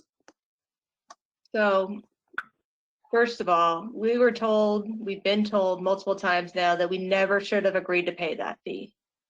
It was not legally, we had no reason to be paying that fee. And everything we do has to be backed by the authority by which we work. As far as other groups that pay fees, we have asked for that. Not a single group or person has been put forward, because if other people were paying the fee, then we could pay the fee, right?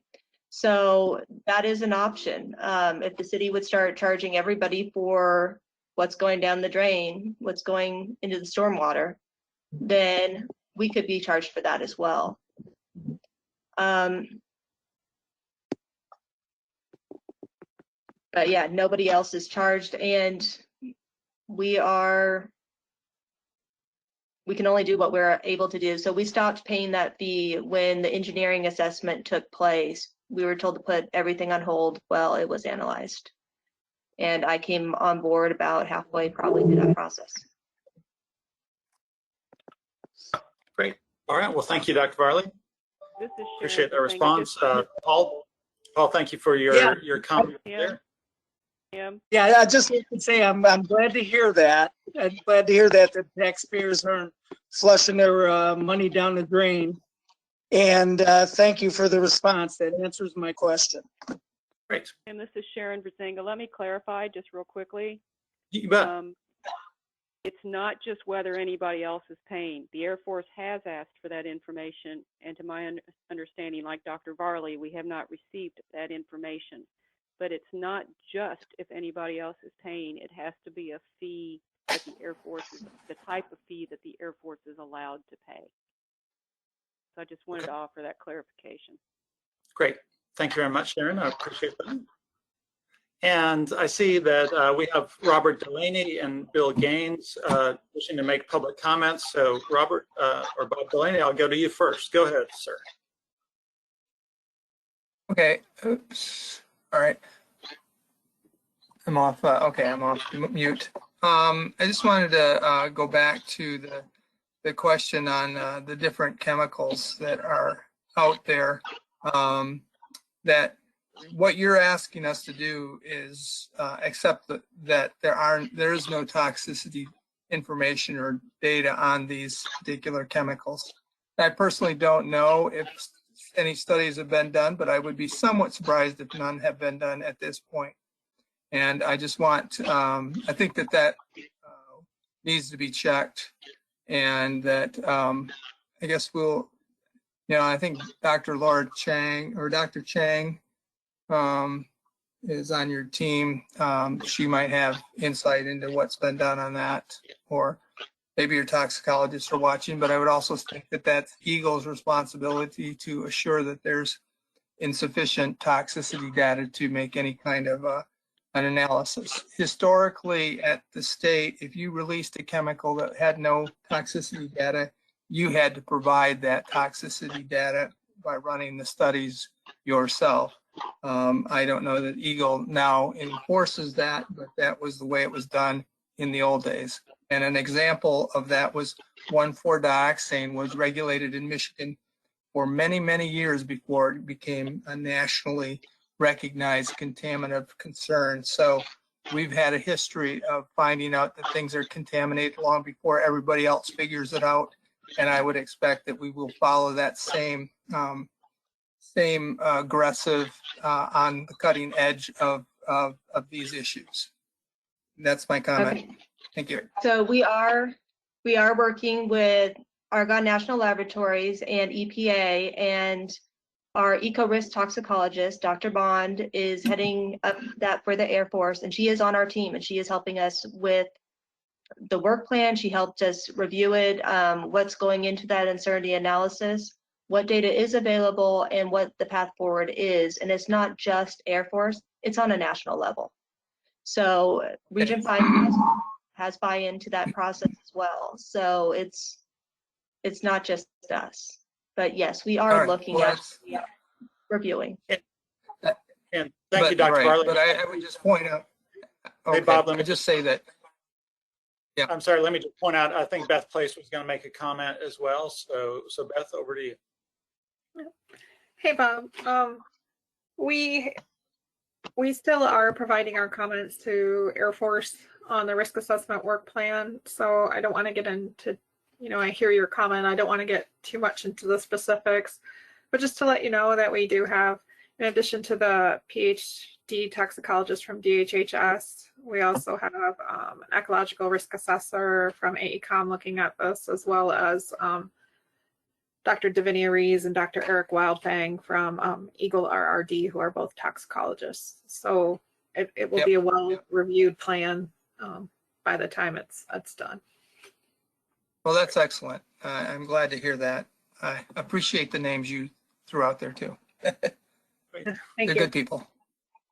All right. Well, thank you very much for that comment, Mr. Delaney. We appreciate it. And Bill Gaines, you've been very patient with us. So over to you for a comment, sir. Yes, I happen to be a resident of the villages of Oscoda.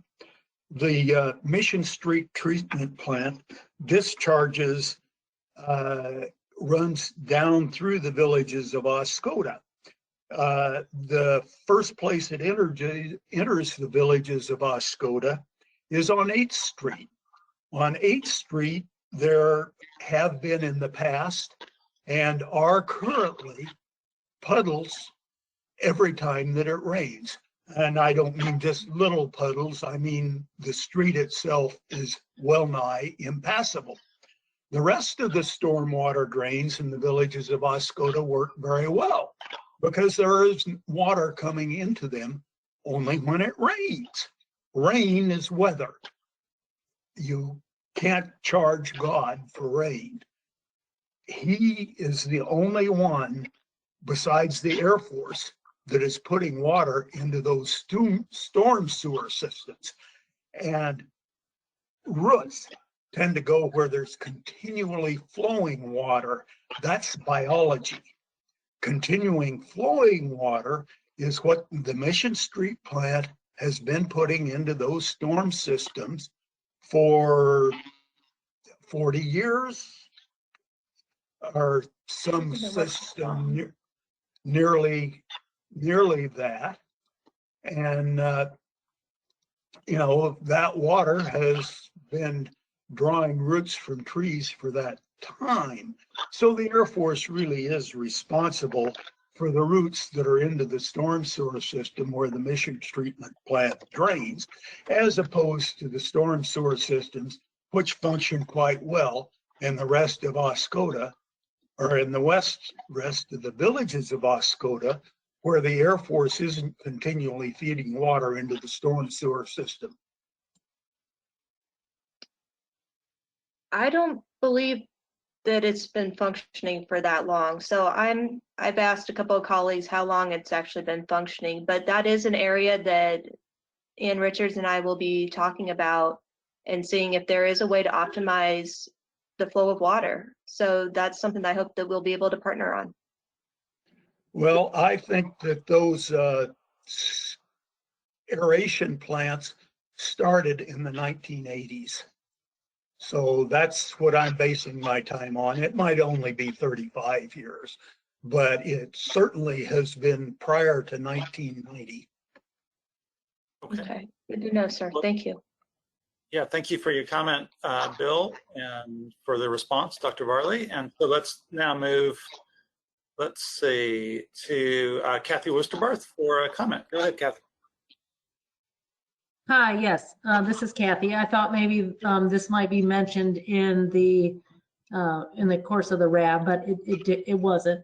We were in a meeting with Deputy Secretary Kidd, and he had mentioned that he expected the states would be following the promulgated MCLs in each state, which gave us hope. We were pretty excited about that. And then I believe, within 24 hours, he retracted his statement. So I just wanted to, make that known in this meeting that that was said to us, and we're pretty disappointed that that's not the case. Well, Kathy, we are delineating to the MCLs. That's what we planned to do from the beginning. So nothing's changed. For implementing alternate water sources for all wells? For the RI, for defining the areas so that we can actually do cleanup. As far as response actions, that has other policies involved. So we'll have to see what happens from Mr. Kidd's office down. Yes, thanks. Well, thank you very much for that comment, Ms. Westerbarth. Any other comments to be made? If you could just raise your hand electronically.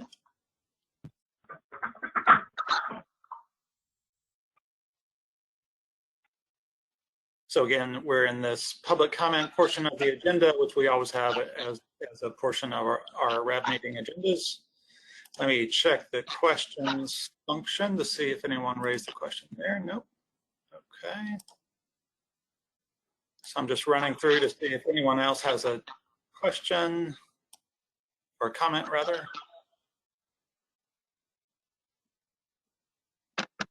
Okay, well, let me just check in. Last call for public comments then.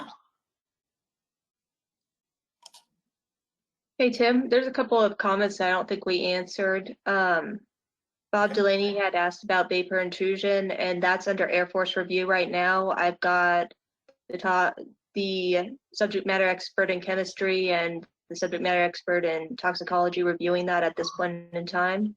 And as soon as we get their responses back, we will resolve comments and get that over for Eagle review.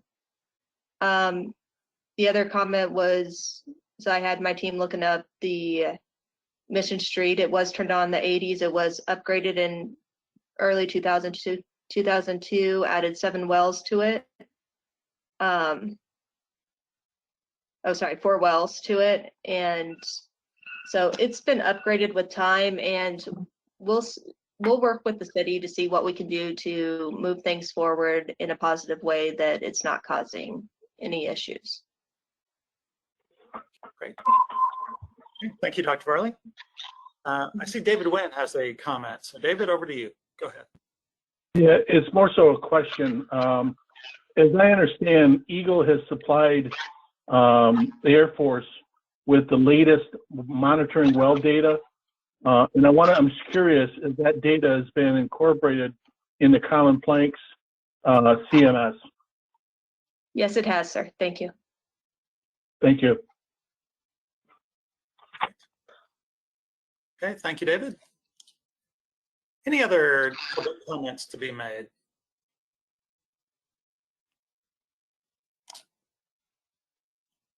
We do have quite a bit more time left and available to us, so any other comments to be made?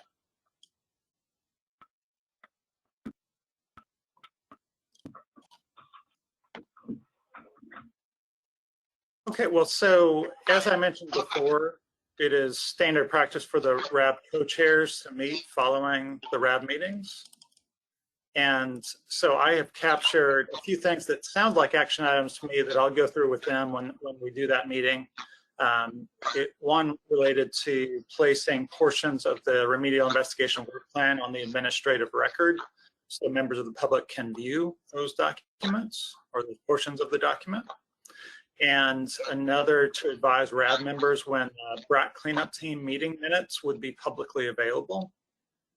And another related to the status and cost of the storm sewer project. So I'll work with Dr. Varley and Mr. Henry on those, as well as the other open action items. Before moving off the public comment period, let me just confirm that we don't have anyone else. If anyone would like to make a comment, please raise your hand. David Wynn, I see your hand is up. Is that a new comment for you? No, I'm good. Thank you. You bet. Okay. All right. Well, Gina, let's move to that last slide then, if we could. And we've reached the end of the agenda. I would like to just thank everyone for your participation tonight and turn to our co-chairs for any closing remarks. Mark Henry, would you like to start us off?